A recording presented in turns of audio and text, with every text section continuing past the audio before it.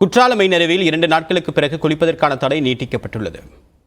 இதனால் சுற்றுலா பயணிகள் உற்சாக குளியல் போட்டு வருகின்றனர். இது குறித்த கூடுதல் தகவலை நம்முடைய செய்தியாளர் செந்திலிடம் கேட்கலாம். செந்தில், தற்போது தடை அப்படின்றது விலக்கப்பட்டிருக்கு.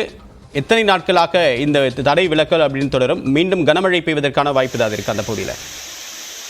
நிச்சயமாக தேவபிரன். அதாவது தென்னகத்தின் ஸ்பா என்றும் ஏழைகளின் ஊட்டி என்றும் அழைக்கக்கூடிய குற்றாலத்தில் ஆண்டுதோறும் ஜூன், ஜூலை, ஆகஸ்ட் மாதங்களில் சீசன் காலமாகும்.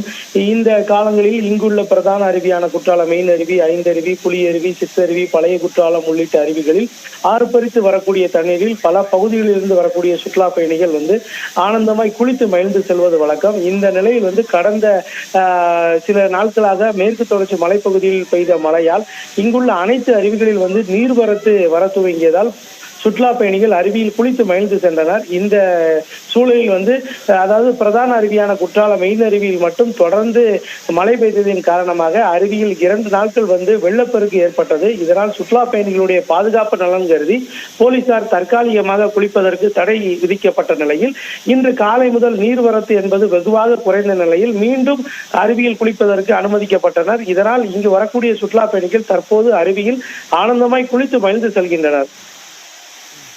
நன்றி செந்தில்.